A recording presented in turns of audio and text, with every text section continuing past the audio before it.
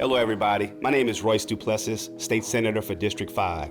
I'm happy to be here today to introduce an important conversation. Black men and the issue of mental health. It's something we tend to gloss over, but it has serious impacts. We tend to gloss over it because as Black men, we're taught to be strong, that opening up and having dialogues about our mental health is something that we shy away from. And I want to emphasize that as we talk about mental health, it's not limited just to issues like bipolar disorder, something that we tend to label people with. Stress, anxiety, depression. These are all things that impact each of us on a day-to-day basis, given the stresses of life. And it's important to have settings like this to be able to have dialogues where we can open up to one another and we can share the challenges that we face as we try to grow stronger as a community. So again, it's important that we have this dialogue, and I'm just grateful to UMC and to Wild Wayne for their courage and their vision to begin an important conversation that often gets overlooked. Improving our mental health will improve ourselves and our community. Thank you. What's up, everybody? It's your boy, Wild Wayne. This is an ongoing series where we talk about some things that are going on in the community, especially how they tie in with mental health issues. It's called Vital Signs. And today, this is a discussion during Black History Month, and I've assembled a great group of some Black men, and we're gonna talk about some of the things that are affecting our community. They're getting affected personally. We also have some professionals today that'll help add some color to the conversation. And it's called Level Up, because we gotta level up. And if you know about behavioral health issues and mental health issues, there's a certain thing where people have to level up their meds to get where they need to be, or they need to level up personally to get to normalcy and get to a baseline. So it's appropriate that we put it in that place. First of all, we have my man, Christopher Robinson. How are you today? I'm doing all right, Wayne. I'm doing all right. And he is a former patient with Seeds of NOLA, had some very traumatic issues that happened, but has come through and persevered, and now is living just fine here in New Orleans. Yes. So we also have Juice from the Soul Rebels, who created a song, and it's about mental health, and it's called Turn the Water Off. Yes, sir. We have this guy right here, one of my good friends, man, Walter Williams. You know him as Kango from Partners in Crime. Very impressive story about things that have happened in his life from early on, as just a teenager in the music business to an adult. We have so many things that we deal with in the city, and he'll tell us a little bit how it has affected him as a Black man in New Orleans. Also, we have Mr. C.J. Marbley, and he'll tell you all of his many titles. But here at UMC, he's the VP of Nursing. And we also have Dr. Michael Benjamin Robinson. And we both have the same last name, ironically, but he works with Bach Therapeutic Counseling and does some great things. So give it up for all you guys for taking the time to come out today. I'll start with you, Chris, man. When I heard your story, it was just so amazing to me, and I'm glad that you were able to come today and be a part of this discussion. Mental health affects a lot of people in many different ways. For some, it's biological and it happens from birth. But in other instances, it happens when people have some sort of trauma in their life, maybe physical or emotional. And in your case, it was physical. So tell us a little bit about how we got here. Well, about 4 years ago, I would say that was January the 3rd, 2020.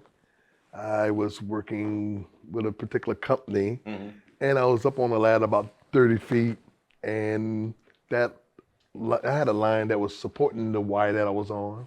It broke, and my ladder stood straight up 30 feet, and I fell. With that fall, I crushed my sternum, broke all my ribs, and I had to go through some surgery. While coming here, doing my physical therapy, one of the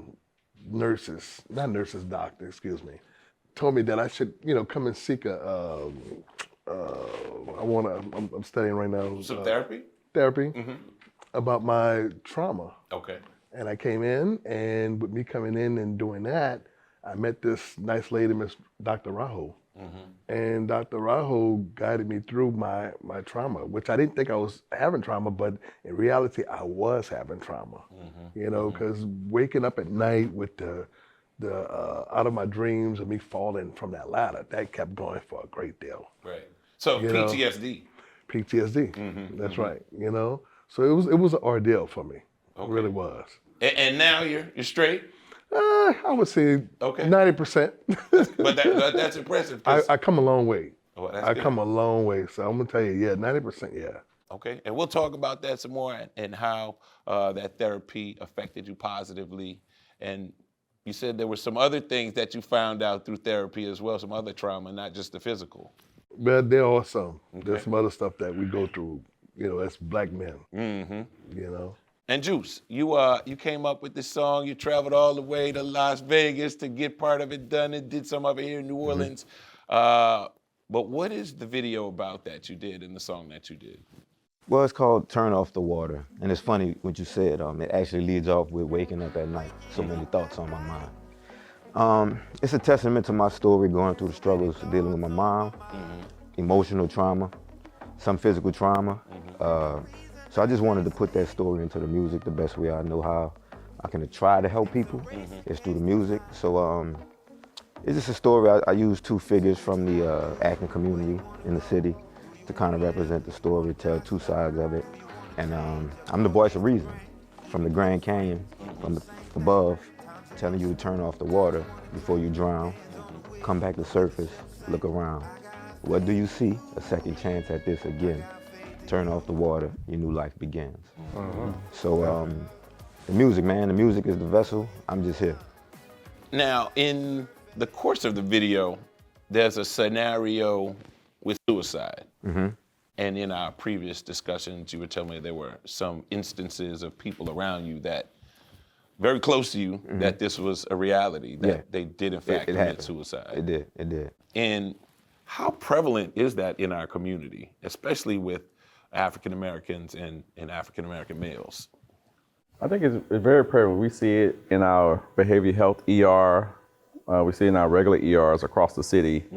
Not that they always have a plan, but those thoughts are there, and it's pervasive, and it's really affecting their everyday life. Yeah, and unfortunately, I think it's underrepresented, you know. So for many of our black men, it's like the fourth leading cause of death between 15 to I read that in some of the stats that I looked, and I did not realize it was that prevalent in our but I community. think it's because it's so underreported, the depression, anxiety, post-traumatic stress disorder, these type of things that we are going through because we have been taught to be resilient and to not show vulnerability, because sadness and fear looks like weakness. And so therefore, I think a lot of times when there are studies being done, it gets underreported. And then there's a lack of studies among black men to find out, you know, some of these numbers that we really need to know. So we don't know until we unfortunately see them, you know, take their own lives. Yeah, I think a lot of times people, especially young black boys, they're like, be tough, you know, get up, scrape it, you know, you gotta suck it up, you know what I'm saying? And there's not always that emotional component to help a lot of young boys out, you know, if it's the hood, you know, they tell you, you know, you just suck it up. Yeah, suck it up. Man, don't show no emotion. Be a man. Moving. So, yeah, I didn't realize how prevalent that was until I, in fact, did read that. It's unfortunate because it's a protective factor. What you mentioned when they say, you know, suck it up, you know, be a man, straighten up your face, that sort of thing. Because what we realize in our community, you know, that you have to be resilient. You do have to be strong.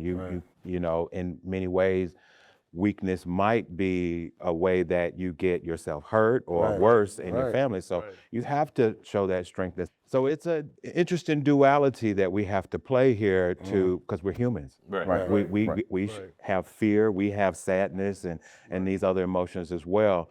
But when you're not given the safe space to be able to express those emotions, well then we have things like post-traumatic stress and things that come up even later in life.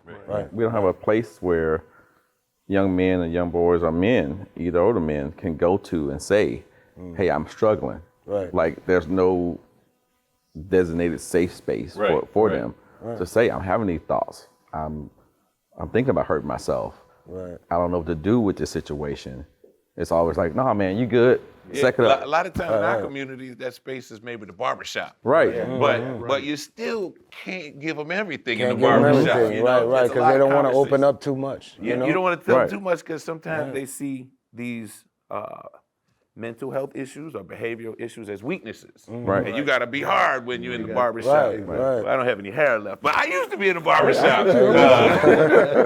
But tell us about your story. Like, I've known Kango for a very long time. Very long. And I was just watching a video where you kind of outlined some of the things that had affected you. And look, we were in some of these same situations together. I never Right. knew. Like, Right. these were things that were affecting him personally and mentally, and how difficult some of those times were. Right. But in hindsight, I look back and I'll be like, that's why. now. That's why this, or that's why that. Right. It made a lot more sense. But I'm just kind of glossing over. Maybe you could Maybe, give yeah. a little. Maybe you could tell him a little bit more about what exactly I'm talking about. Considering that I started the music business when I was 15 years old, you know, a lot of people know me from making his songs. They pretty much call me the hook master or whatever. So I thrived off that as a youngin', you know, in the studio and things like that. But I was really being used as a workhorse. I was 15 years old. I was in the studio every day saying, okay, he's gonna make a hit. Here, just leave him alone. He's there, he's there. So me as a kid back then, I thought it was the coolest thing. I thrived off of it. So in the studio, once I get in the studio and I'm locked in, mentally I'm cramming words in my head. I never wrote there's not one rap Right. in my whole career that I've ever wrote down on paper. There's no notebook. I literally go in the studio, I think of the song, I sit there, I close my eyes, I meditate, I listen to the beat. Once the words come to me, I go straight in and I deliver this. It's been that way for over 34 years. You know what I mean? Right. Back then, I didn't think it was a problem until I wasn't able to cut the water off when I get home. I'm in the studio 24/7 as a kid. I'm already on a hype. You know what I mean? That I'm in the studio. I'm 15 years old. I'm doing this. By the time I get home, as I started to grow, I couldn't shut the music off. It was a constant thing in my head. When I lay down, I'm constantly hearing either a word will pop in my head, and I'm laying here with my eyes closed, but really I'm formulating words in my head for a rap. Now I'm not sleeping. So now I'm up 24/7. When I get up, I'm up I'll probably lay down for about an hour and jump right back up. I'm up all night. Now I want to go to the studio. So it's a 24/7 thing. But me cramming all of these words into my head, it kind of sent me into a zone as to where, I guess you could say I wasn't myself. I felt like I was bionic. Right. You know what I mean? These things pressure. are occurring, a lot of pressure. On top of that, when I'm in here and if I'm not able to produce something one day, I really got angry at myself and I felt like I wasn't living up to what I was supposed to live up to. So me as a youngster going through these things, it just created a lot of problems. And actually there's much more that stems from that. But the base root of it all is, yes, me starting off at that young age, cramming so much in my head. You know, I'm hearing words, you know, I'm not going crazy. I'm not hearing, you know, like kill yourself or anything like that. It's just a bunch of words. I don't know, they call it audio hallucinations, whatever it is. You know what I mean? It took for me to be at my mom's house one day, and I'm actually sitting on a sofa and just going, and her to feel like, wait a minute, where is he mumbling? You know what I mean? And she's like, are you okay? Like, yeah, I'm good, Ma. You know, and I'm sitting there again, and she's like, well, she's like, are you talking to yourself? No, Ma, I'm writing music. But it's a constant thing every time she comes around, and she just felt like it wasn't healthy. Right. You know what I mean? So did you get any help? Did you ever go Yes. and get any services, any therapy? Yes. After talking to my therapist, one of the main things she told me was, she asked me what was my outlet, what do I like to do, you know, for fun and things like that. And I told her, you know, my outlet is going to the studio. And she shook her head and she was like, baby, that's the wrong outlet. Right. That's the very same reason why you're in here Right. talking to me. You just love it so much, you have to get away from it. You know what I mean? Then there comes the thing where you get away from it, and now you're feeling like you're losing something, you know? So it's so many levels too, you know what I mean, what we deal with as musicians and the things that, you know, the pressures that are on us. Now, did you go initially, or you were younger at that time, what, maybe in early 20s or something like that, mid-20s, or later? Back then, I didn't go then. I went when I was older. That's Why why that didn't you was go? bad. Because I just felt like everything was all right with me. I felt like this is me, nobody else understood me. You know what I'm saying? Back then, you know, being younger, I never realized that I had a problem when I was snapping. You know what I mean? And everybody like, oh, you so jumpy. I'm like, nah, y'all aggravating. No, we ain't aggravating you. You have so much in your mind that's pent up, that's going on, as to whereas you have zero tolerance for anything. Now that's a problem with your family, that's a problem with your friends, you know what I mean? All of these things occur, you know? And if you got kids? Yeah, if you got kids, another issue right there. Right. How frequently do you run into people as professionals that don't know they have an outlet, that don't know that there's services out there, especially with African American males? Oh, we run into a lot, I think. And what happens is that they end up in the healthcare system because of some other thing. They snapped and got into a fight, or pushed themselves too far and wasn't sleeping, got into a car accident. Right. You know, or self-medicating and drinking, or using drugs to help kind of quiet all that down.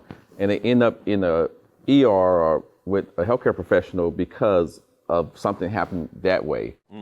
And it's about taking the time to kind of dig into what started this process for them. Or worse, they end up in jail. Or they end up in jail. I True. just did a speaking engagement at a local high school, and they had some sheriffs there. They were speaking. But I told them what I'll be talking about today, and they were like, we got to be on the show. Because of how many people come to their facility that really are not criminals, right? But have some sort of behavioral health issue or a mental health issue that either has not been diagnosed, or they've gotten into something like you said, and now they're labeled as a criminal when that's not in fact what's going on. Right. Many times it's actually trauma that can really be the impetus for a lot of why certain things are happening for individuals. And it's true what CJ says, that people will come into care by other means. Christopher is a good example of that. You know, it was a physical trauma, but then maybe it starts making some other things come up. And I appreciate Kango's story because you're right. It's so true that people don't realize that they are going through stuff. Just like Chris was, I love this idea of, you know, the water is just keep coming. And, you know, and if you don't know that it's coming, it'd be too late before you realize that, I needed to turn this water off, because it's just, you don't have the skills, the resources, the tools, and that's where therapy can be helpful in helping people learn more about themselves so that they know where their limits are, what is going on. You be able to recognize when What's they're going on. showing symptoms of something and they don't even realize it, you know? I think my worst fear of like a lot of things that didn't, you know, come out in my life was, which I say is one of the worst things ever in the world, judgment.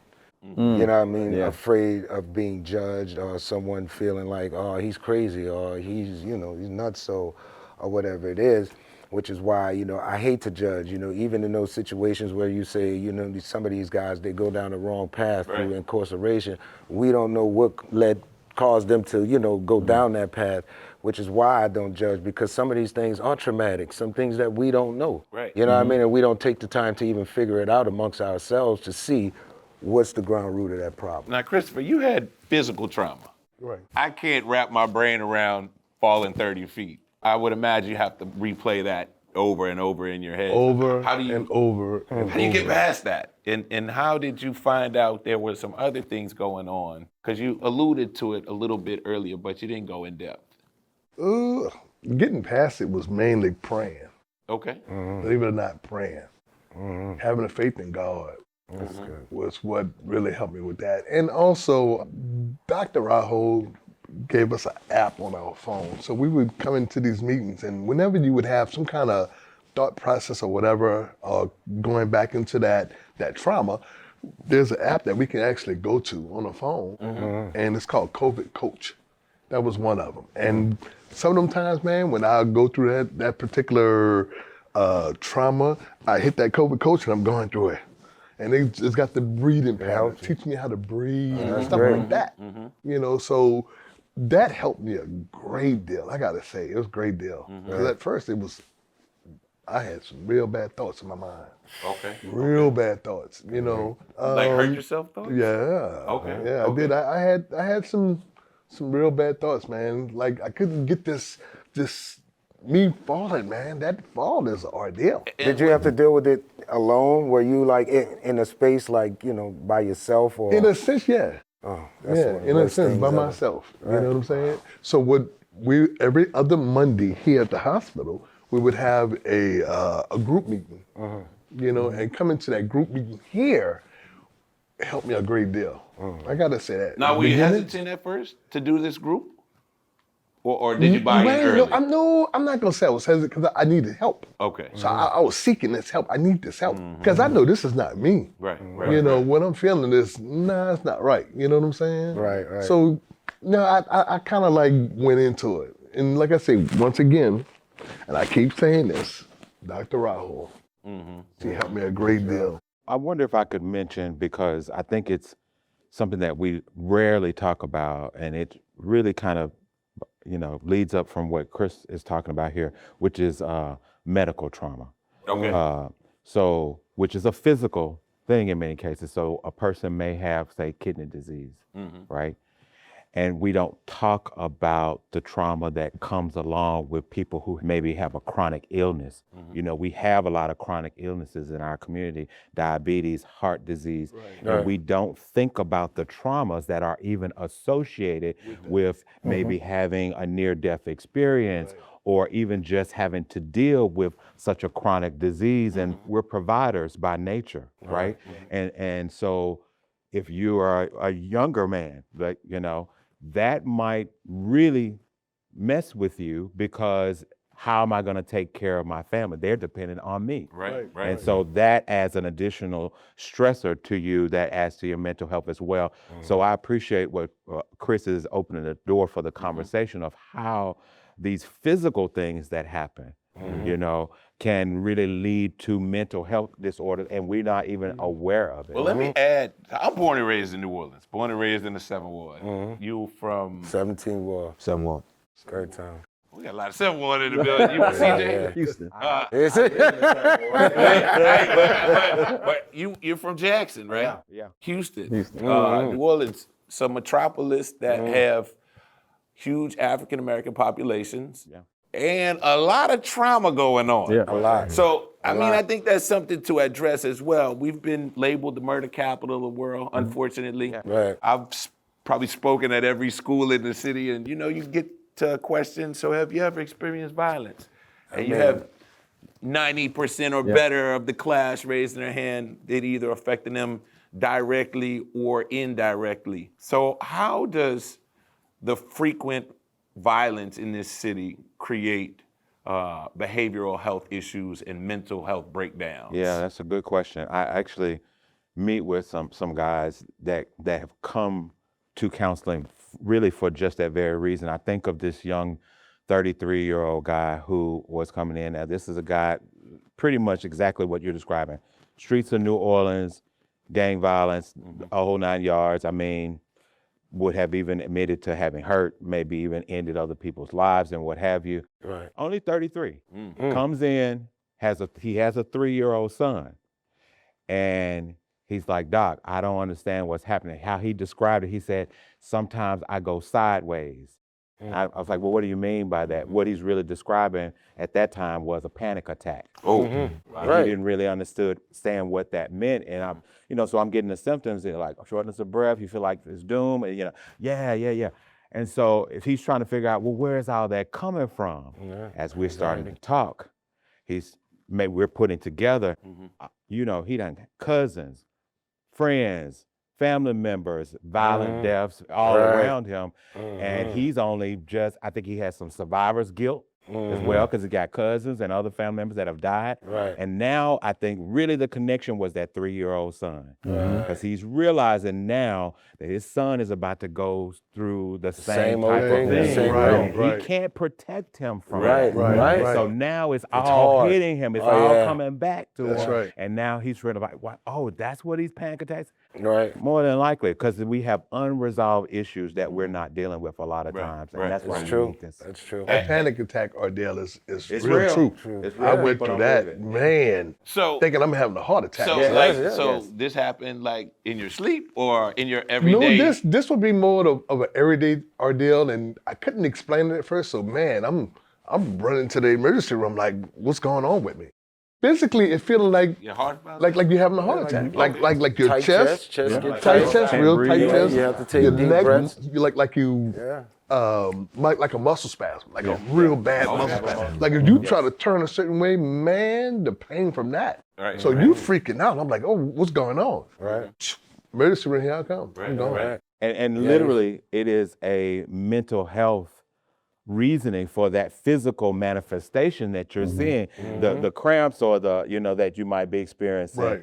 the cold sweat. Right. All of these things are really more psychological than they are. And so when you come in, really they don't have anything Nothing. physical to give to Oh, you you ain't other good. than to You help good. you You kind good of help. calm You down. good. So breathing exercises and meditation are Right. excellent ways to help Right. distract the mind from Right. those type of things. Right. So is that like a borderline like anxiety? Oh, Is it's it definitely like anxiety. Right, It's yeah, exactly right, what it is. Yeah. Right. So CJ, do you see a lot of patients that come here to UMC that have had some sort of violence trauma? Yes, That we see a affects lot. them? Especially as a level 1 trauma center. Okay. So all those trauma patients come here. That's why it's so important that we have, the only one really in Louisiana, the Season NOLA Trauma Recovery Center here, because we can connect those people, just like Chris got connected to therapists and deal with that trauma. And that's why it's like being connected to the community as an institution, having providers that understand the culture that patients are coming from, that they're growing up in this trauma, that they have experienced this trauma in everyday life, that this may be affecting how and why they're seeking care. Right. It may have a different physical manifestation, but it's a mental part there too.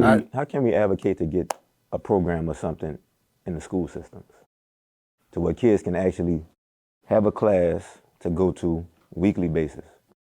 And from a provider that looks like them, Yes. can talk their talk Yeah. Right. and walk their From walk. the same You know, background, as much as we, of course, would love everything to be perfect kumbaya world, quite often there is a gap where the transmission of information There is. breaks down Right. if a There person is. has not seen these things before. Right. So Juice is absolutely right, though. I mean, I think we miss an opportunity when we don't start with our youth, giving them the safe spaces and the skills to talk about that. So you're right, we need more programs.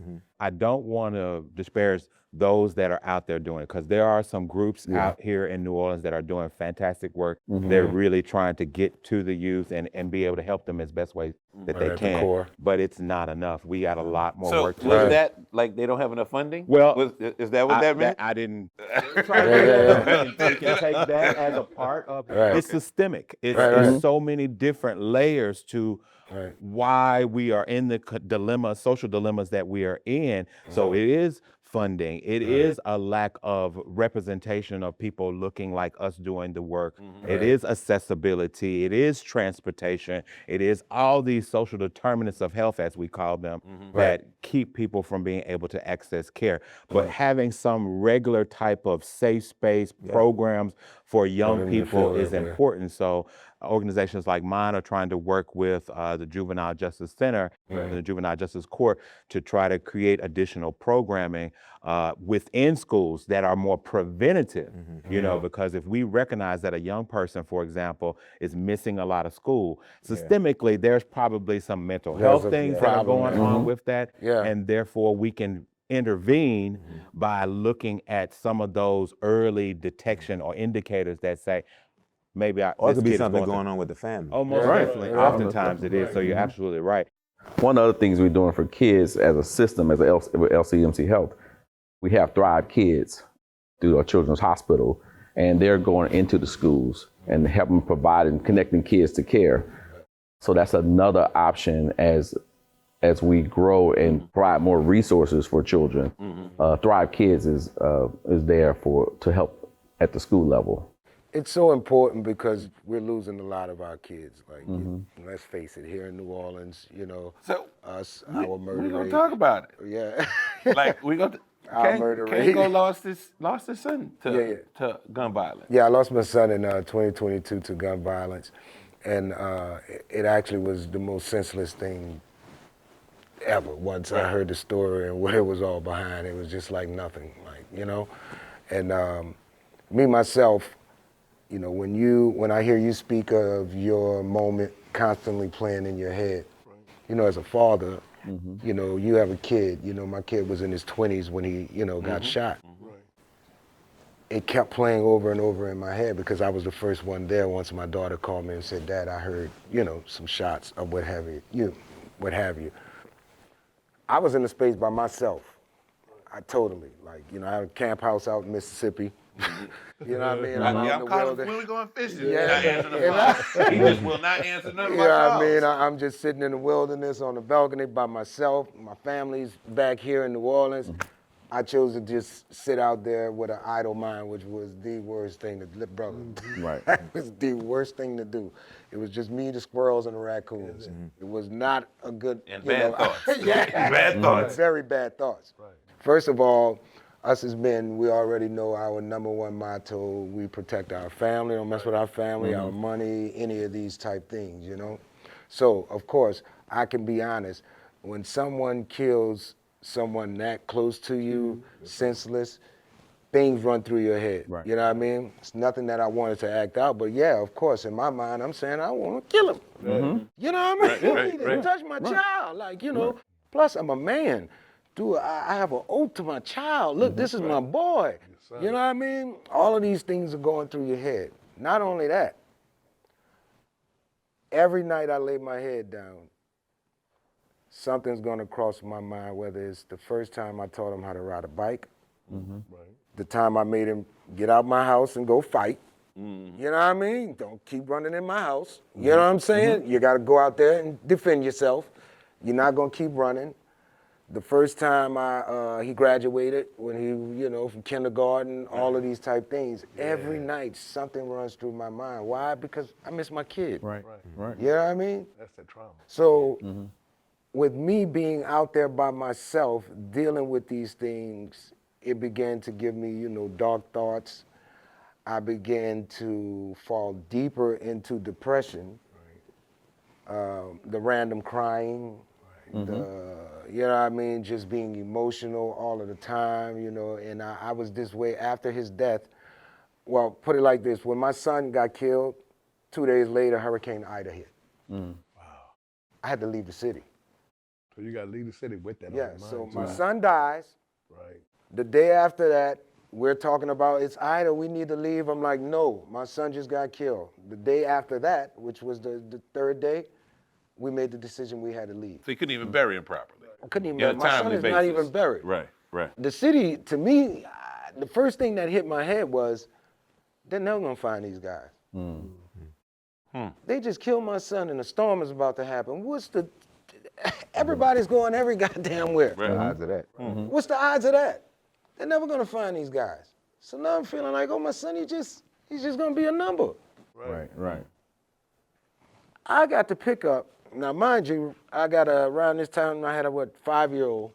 You know what I mean? Me, my girl, my stepdaughter, we roll out. The whole way on the ride, I'm dying. My son just got killed. All I could do is cry. They got traffic everywhere, people blowing. You know what I mean? I was just losing it. I'm out of my mind. You know, the first person blow their horn at me talking about bum bum, it was like, F you. You know, because you don't know what I'm going through. I deal with that. I come back home. All the lights and stuff were out. Frank Minyard couldn't even hold his body. He's like, look, we don't think we're going to be able to hold the body. The refrigerators that we have are full.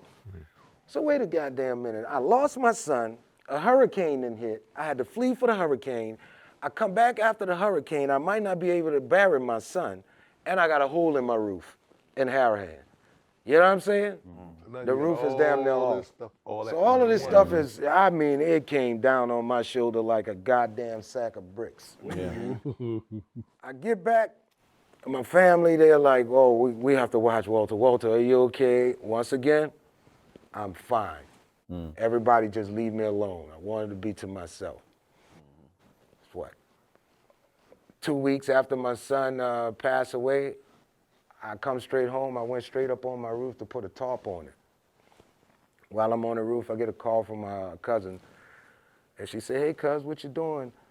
I'm like, oh, I'm on the roof putting the tarp up. She just said, get down off the roof. And then she got quiet. And I was like, what? What's going on? She got quiet. And she said, I'm going to call you right back. Get off that roof, though. Felt funny. Something ain't right here. Right, like, right. You know what I mean? Is this something going on with my son? They're about to call and tell me I can't bury him. Right. We're going to have to cremate him. Whatever it is. Didn't feel good. Didn't feel good, no matter what it was. So, man, I'm on top of the roof still, man. I get a call from my mother. And she says, son, I need you to come down off the roof. I said, Ma, just tell me, whatever it is. Now, this is like two to 3 weeks after my son passed away. My uncle that, you know, I took after, you know, he was one of the Kango Slim guys. Him and my grandfather were Kangos. I wore their hats when I was small. That's where I get the name from. He just up and died, caught a heart attack. This is the only uncle I have. I was raised in a single parent home because my father died in the military, of a military death when I was 4 years old.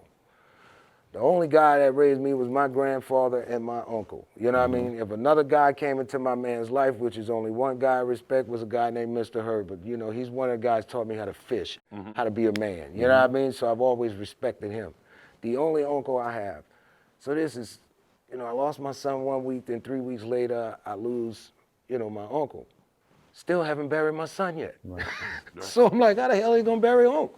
Because they ain't got no lights and, you know, none of this. But when I went through this traumatic situation, dealing, you know, with my son and stuff, it really opened my eyes to a lot of things because a lot of people used to tell me, you know, I lost somebody or I just lost my son. And the worst thing I used to tell those people was, man, it's gonna be all right. You're gonna get over, bro.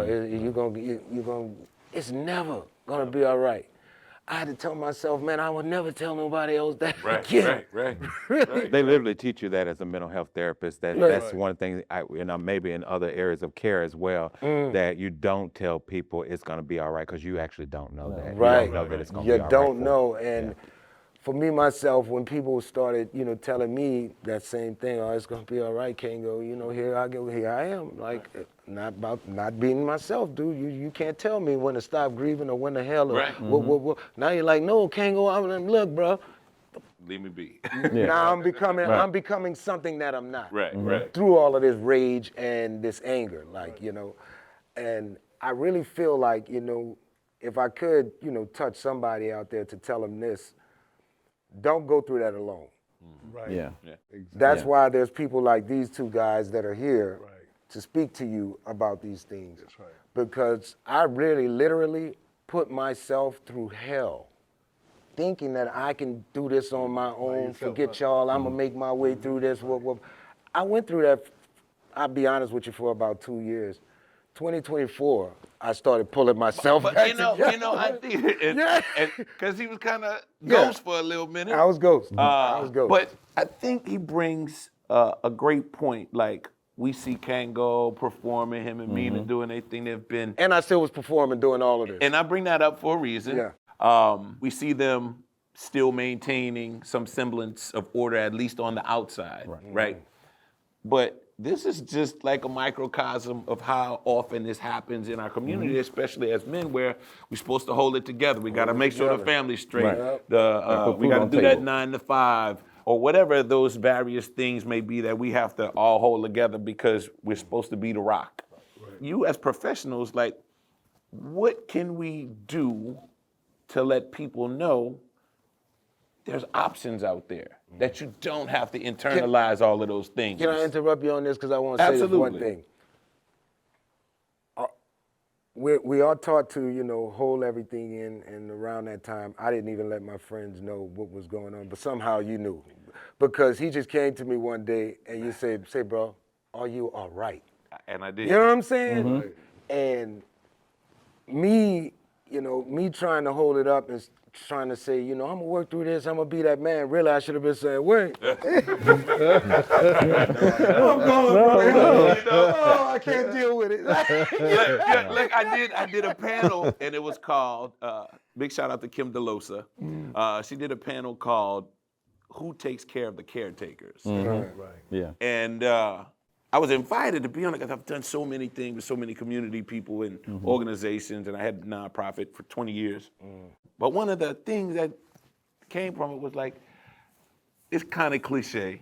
Ask the strong people how they doing, right? And he looked so strong, but I was like, I didn't know what, but I just asked him, how you doing? Right. How you feeling? Are you okay? Right. And that's where, now I know, but right. especially as black men, like, you know your partners, right? Like, you know your boys, you know the guys that you with all the time. And you know when they're not all right. Right. Also. And so, I do a lot of work with, community work with Dr. Riz, and he always says, there's a couple other 4-letter words that we got to get rid of. I'm good, and I'm fine. Like, no, you're not good. Yeah. I know you, man. You're not good. Right. Right. You're not fine. Right. And we got to stop accepting that from the people we care about. That we just let that go. It's like, okay, so because that's a burden off of us. Right. Because he say he fine. He's That's fine. good. I don't have to really get into it. Right. But we've been boys for 20 years. How am I just let that go? Right. And I think, to Juice's question, like, how do we reach the kids? How do we get in schools? We have to make a greater effort to sacrifice some of our time as professionals, as community members, to really give back, because it's worth it. When you talk about the senseless death of your son, if that young man doesn't value his own life, how can he value anybody else's life? Everybody else's. Right. We have to invest in them so that they value themselves.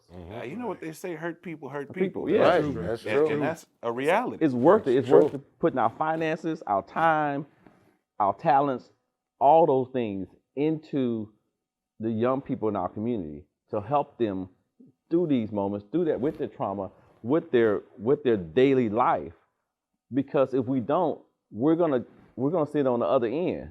And I tell you, like the youth part, Kango and me came to my summer program buku times because, they always had a summer hit. They always had a summer hit. So I was like, man, you got to come holler at the kids. But like I started doing it in 2000 up until the pandemic. But I really found out how many young black boys out there have no men in their life at all. Yeah. Zero. Right. And then the ones that they do have are hard. And I raised that point because not just the youth that I dealt with, but I think as men, we have to sometimes have a sense of vulnerability, right? And we can let them know, like, maybe it's not all good, Right. and it's not fine, and have these discussions so that they can understand how things move and how things work in life. And there's gonna be down times, there's gonna be sad times, there's gonna be times when everything ain't all gravy. Right. Right. But I don't think we do that not nearly enough. Right. I think things like this helps destigmatize a lot of these very sensitive conversations, like trauma, like mental health counseling, like asking for help. But the more we have these type of discourses about it, the more it becomes just normal. For a minute there, or at least right now, I think we're living in a time where having a therapist is a little bit trendy.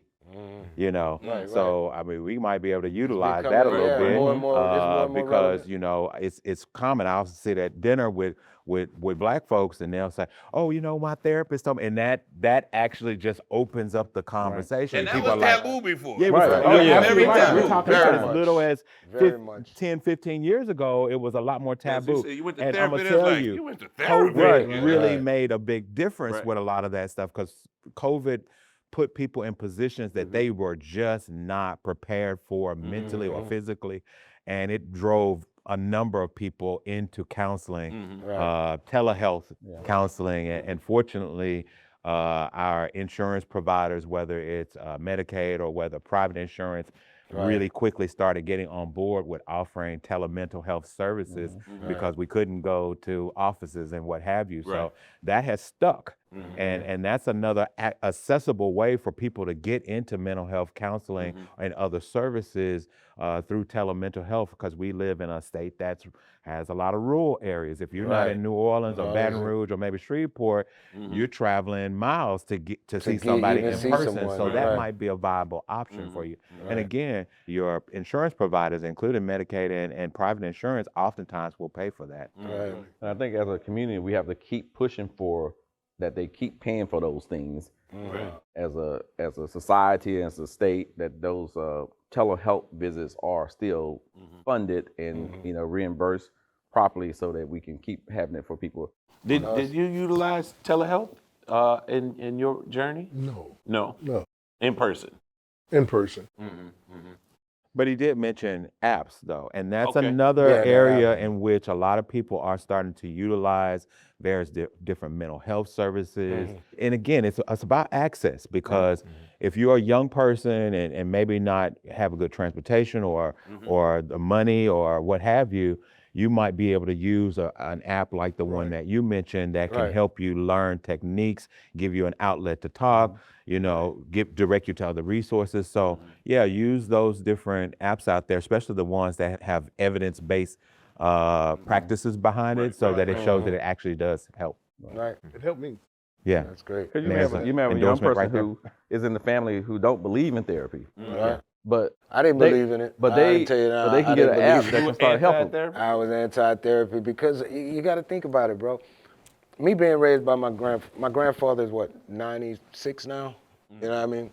Me being raised by my grandfather in his era, think about it. It didn't exist. That's in your mind. Yeah. You do what you could do it. You don't need to talk to nobody. Yeah. That's crazy. Crazy. You're going to let somebody Therapists for else tell crazy you people. Yeah, how that's you what they say. think. Right. You know? Yeah. So in his times, that probably worked in his times because they didn't have Can I just- He was born in 1920. I wonder if I can say something about that, though, because as we were talking earlier, so Black people are very innovative. We innovative folk. Yes. And It's an understatement. yes, most certainly. When we did not always have the means and resources, we made it in other ways. I'm very glad that we have this gentleman here who are musicians. Make something out of nothing. That is one of the ways that we have dealt with our mental health without us realizing that that's what we're doing. We're using lyricism, we're using the beats, we're using it's those systemic. things. It starts with slavery. Yes, exactly. Yeah. Which is- all those yes. connections are there. And so what music does to the spirit and what it does for the mind and what have you is therapeutic in itself. And so there are ways that we as Black people have done certain things that maybe even our families have taught us. I don't want to disparage everything that our families have said about therapy. They just didn't know that some things that they were telling us to do actually was mentally helping us out. When you see our brothers who unfortunately are dealing with the incarceration, a lot of times they go and they Bench press. you know, lift that's weights. really their coping mechanism. it's a coping mechanism. There's therapy. a stress reducer. It's literally a lot of science behind using exercise as a way to deal with mental health. So we do things, we just don't acknowledge it But as that. sometimes that therapy becomes, okay, how can I say it? If you do too much of it, it can hurt you. Right. Because it's just like my therapy was going to the studio, right? His therapy may be lifting weights, but if he overlifts, he destroys his muscles. Sure. So everything has to be done in moderation or Oh, whatever yeah, it everything may in balance. be, Yes. to have that balance. Yes. Like, and I think sometimes when we're going through things, we use our outlet, overuse our outlets, which causes other, problems down the way. I think it's just so much that us as Black men have to talk about to try and create that we balance use work for each other. a lot of times. I meet with a lot of men and Work and therapy, we use yeah. work as our own therapy, right? And unfortunately, like your experience, like, and I was smiling when you said you're a therapist. When you said, "Oh, well, I go to the studio," and it's like, she was like, "That's the wrong answer. That's the main thing." But we use work as our way. Right. One thing that I would hope that our listeners would think about, whoever you are, who are you aside from being the person that's at your job, the father, the brother, the uncle, the worker, Who are you? the neighbor, who are you? Because a lot of us identify ourselves by what we do. Or For who others. we associate What we do for others. what we do for others. So much And different. so we're so much more than that. But if we don't take the time to do the work to figure out who you are aside from who you are to other people, well, then you're still lost and there's still work to be done. Right. So with that being said, with me, I had to find an outlet, right? So the other day, I got hit with some What was news. your outlet? I'm about to tell you, my outlet is here with me. So listen, so I got anxiety. Okay. I was like, I need to do something. I can't go to the damn studio. I wound up in Walmart buying sticky letters and a sweatshirt. So you remember when we were young, when we were breakdancing, we used to do our names on the shirt? The New I told her, Orleans I said, Breakers. I said, I'm gonna make me a breakdance shirt like we used to make when we were kids. And she's like, you're crazy. I'm like, no, I need to do this to do something else. Well, I hope you didn't And I try to did. break dance. Yeah, no, I'm done with that. I'm done with that. If I break dance, I'm gonna break a whole lot more than dance. But this shirt actually that I have on was my therapy. Okay. And you know, I sat there, and I sat there for about 2 hours. And to be honest with you, when I started, I was, I had anxiety. I'm like, I just got to do something, you know what I mean? And I started doing it. And as I started doing it, it started coming out. Nice. So now I started getting in a good mood. Hey, this is nice. This is not bad. It's bringing me back to my old school days. Now I want to watch Crush Grooving. You know what I mean? Break it 1 and 2. It actually worked for me. It got me out of that moment. That funk, that So who anxiety. would have known that, arts and crafts can go with Now, me? Juice, did you do yours Martha too? Stewart. Nah, I purchased this. Oh, you purchased I purchased this. Yeah. But look, I want to ask this question. I'm coming to Juice. We have some common grounds, but it's an important part of the Black male experience as caretakers. How do you guard your sanctity and your mental health when you're taking care of someone else that has some mental health or behavioral health issues? I think maybe you guys could maybe chime in on that. Juice deals primarily with your mother, My right? mother, yeah. So for the longest, I was her primary caretaker. She got sick, New Orleans resident her whole life, the diabetes, stroke, heart disease, had surgeries. And over time, her health just kept deteriorating. I remember sleeping in the hospital with her, had multiple surgeries. And then during the pandemic, she had one last stroke, and that took away pretty much all of her motor skills. So it was a fight because I was still traveling, going on the road. Do I leave? Do I stay? Because some mornings she might wake up, her sugar might be too low, so she might not wake up. So if I don't get to her fast, she might not wake up again. So I was dealing with that, and I finally had to come to Jesus moment. Had to seek out help. She had to go somewhere. It didn't sit right with my spirit having to put my mom in a home, but I had to not be selfish and really understand this is the right thing to do. Even though I felt like it was the wrong thing to do, It's the person that raised me, you know what I mean? And it's just like, it's the lady that put a horn in my hand. So, dealing with that and constantly going to see her once a week, not being able to speak to her. Hopefully she hears me, you know what I'm saying? So it just was a constant, why happened to me, thoughts of this shouldn't be going on. I'm getting frustrated with her. It's not her fault. Frustrated at the caretakers, they telling me do this.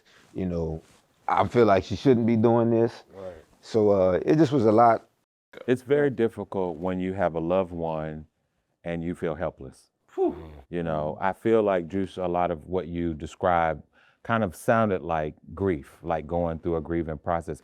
And many times when we think about grief, we only think about maybe an end of a life or what have you. But we grieve over a number of different things, life circumstances and changes and what have you.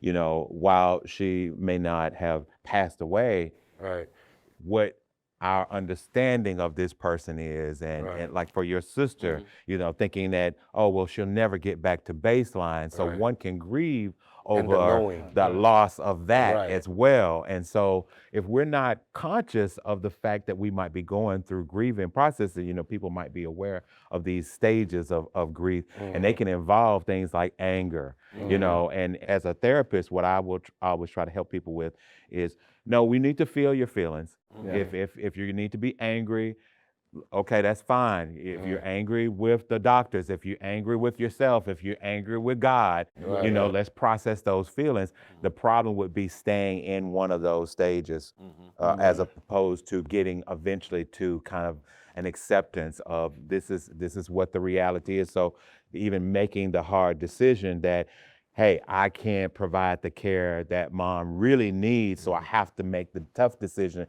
to let myself be vulnerable and let someone else do what I know I can't do is a mature decision, but it's mentally taxing on an individual. So making sure that you're doing the self-care that you need to do is very important to being able to care for others. If you don't have a cup that's filled, how you filling up somebody else's cup if your cup is empty? So really what you have to do is do the care that you need to do to refill yourself, whether that is spiritual growth, whether that is counseling and therapy, whether that is taking your individual time, you know, recreation, whatever those things might be that helps you replenish, well, then we need to do that. And it may not need to be the thing that we always turn to, because too much of anything can be bad. Right. And I think I think Juice made a good point that he realized he had to ask for help. That's huge. And we can't be everything to everybody. We can't do it all ourselves. I know we have big shoulders and we can carry the weight, but we don't have to. Just because we can doesn't mean we should. Right. And for people to know that there's help out there for them. And I think one of the big things I see when I go out to the community and do community health, and I try to get the message out that I had a lady, we were doing a session at our church. She was in remission from cancer. And she said, but I lost my insurance and I don't have any place to go now. And I don't know if it's come back or what I should be doing or whatever. And I said, well, before Katrina, what would you have done? As an older lady. Before Katrina, what would you have done? She said, oh, I just went to charity. And somebody there would have taken care of me. I said, UMC is still that. This big, beautiful, plenary resources hospital, it still has the same mission that charity had. Still has even more resources than charity had. And I want the community to know that this is still their hospital.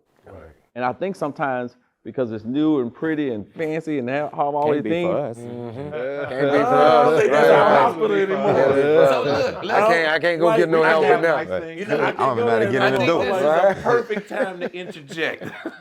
So folks that maybe, like black men that are having some issues, or maybe for families out there that have a black man or black woman, or anybody in their life that they feel maybe has some mental health issues, maybe they don't quite know exactly what it is. What are some tips and suggestions for them to come and get some help from either yourself or from yourself? Because we got to put some opportunities and solutions I think out there. accessibility is an important part of this discussion right here, because a lot of times people will feel that they can't get the care because they don't have the money. They don't have, I can't afford these doctors and what have you. But places like here, like, where you can access services, and if you don't know, if you don't ask, closed mouth doesn't get fed, and then what grandmother used to say, right? So you sometimes you have to, make yourself a little bit vulnerable to ask the questions that you need to ask. for those that might have Medicaid, for example. Medicaid actually can cover a number of different mental health services that people maybe just aren't aware that they cover. Right. But checking with your provider, and working within those providers that are in your network can really open up a lot of opportunities for you. My agency at Bach Therapeutic Counseling Services, we recognize that New Orleans is a city of a lot of wage workers. They may not have jobs that provide private insurance. If you don't have Medicaid, then you're kind of in that hole where, like, how do I get care? So we offer slide and scale, which is basically discounted Right. services based on your income. So we can offer a hour-long counseling session for as low as $59 to try to meet the needs of people who may not be able to have, either Medicaid, Medicare, or a private insurance. Yeah. And what are the steps of, like, if maybe you have a family member or a person you know, a loved one, friend, or whatever that's in a manic phase? Like, what are the steps? What should someone do? It's interesting here in New Orleans because so what what happens is a lot of times what you need is the coroner's office. Let me start there because that's you wouldn't think that the coroner's office is the office I've done it before, but I wanted you guys to tell the About to procedure. say the coroner's you would office. think, you call the police officer, what have you, which that is a part of the process, but who you really need is the coroner's office because they can be able to provide the pathway for them to get What's the OPC? Yeah, to get inpatient care because people need to be stabilized sometimes, and sometimes and facilities like this are great for being able to stabilize people. So that might have you in there for a few days, maybe even a week, or maybe even up to 2 weeks to get you stabilized, and that is critical for being able to do that. So being able to get the authorities involved, the coroner's office, a social worker, if you can get a social worker involved to kind of help facilitate the process. We have crisis units here that also are available for people to show up and be able to kind of help people who might be needing to de-escalate, because I'm really proud that we have initiatives here in New Orleans that are allowing social workers to work with law enforcement so that, as you mentioned earlier, that we don't have individuals who really shouldn't be incarcerated or sent through the justice system when they really just need mental health services. And so if we can advocate for more programs like that, we can actually make a real change within our community as far as mental health services, because too many of our folks are actually sitting in these parish prisons and what have you when they really just need mental health services. Right. And to go along with that, we have, if you have a patient, if you have a family member, a friend, or whoever in a crisis situation, you reach out to the coroner's office. You bring them to any of the emergency departments, and they'll make sure they're medically okay, and then get them connected to care that way also. So if you can't think of anything else to do, you can bring them to the emergency department, and they will get them connected to mental health treatment. And then we also, as an institution, we work with a group called 504 Health Net. That's the FQHC, the Federal Qualified Health Centers, so that are all around the city. So we can also help people get connected through those different centers. So, and then you don't have any private insurance or Medicaid or Medicare, but they will possibly qualify for it. We have services here on campus that can get them signed up. If you don't have to be a patient, you can just walk in and say, I need insurance. I want to qualify for, see if I qualify for Medicaid. We can connect you with the company. Huge for accessibility for Black men, because a lot of our ladies will recognize and be able to be on Medicaid or what have you, maybe through various service children and what have you. But many of our men may not be aware that they might be eligible, and just being able to have a service that just says, hey, you are eligible for this, can be huge in being able to start taking care of your own care, because people won't realize that those services exist for them. We have to create a paradigm shift in our thinking, though, because right now, even in this country, healthcare is still viewed as a privilege, as more than a right. And until more of us get the conceptualization that I'm worth it and I deserve it and it should be a right for me, as opposed to can you please help Right, me? right. You know, Yeah. you think you can give me a little bit of something or some crumbs from your time? No, this is what we should be demanding these services. Right. And those of us that have the voice to speak for those that maybe don't, we need to, you know, carry big sticks and we need right. to speak loudly And about it. that is the reason we're here today. We're letting our collective voices be heard. Yeah. Big shout out to everybody out there that's watching or viewing another installment of Vital Signs. I'm just really excited that you guys were able to come and share your collective stories. Big shout out to Mike, CJ, Kango, Juice, and my man Christopher. It's the level up today. Another installment of Vital Signs. By the way, this was beautiful, man. Yeah, man, thanks. Thanks for coming through. Thank you guys. Sharing your stories and being able to talk about it. Yeah. Yes.